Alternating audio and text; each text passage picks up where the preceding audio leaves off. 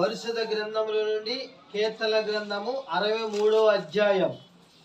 దేవా నా దేవుడవు నీవే, వేకువని నిన్ను వెదకుదును, నీ బలమును నీ ప్రభావమును చూడవలెనని పరిశుద్ధాలయమందు నేనెంతో ఆశతో నీ తట్టు కనిపెట్టి ఉన్నాను.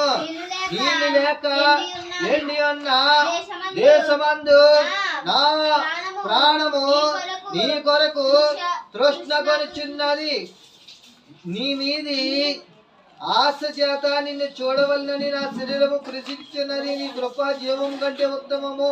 నా పెదవులు నిన్ను స్తుతించును. నా మంచం మీద నిన్ను జ్ఞాపకం చేసుకుని రాత్రి జామునందు నిన్ను ధ్యానించినప్పుడు కృప మెదడు నాకు దొరికినట్లు నా ప్రాణము తృప్తి పొందుచున్నది. ఉత్సాహించు పెదవులతో నా నోరు నిన్ను గాఢము చేర్చున్నది. కాగా నా జీవిత కాలమంతి నేను ఇలాగ నిన్ను స్తుతించుదను. నీ నామమును బట్టి నా చేతులెత్తదను. పరిశుద్ధ గ్రంథములో నుండి ప్రభు అయిన యేసుక్రీస్తు వారు చక్కని మాటలు మనకి అందించబోతున్నాడు. ఆయనే తండ్రి అయిన దేవుడు, మనకి ఆయనే సర్వాధికారి, నిత్యుడగు తండ్రి, సమాధానకర్త, లోక రక్షకుడు, దయగల తండ్రి, ప్రేమ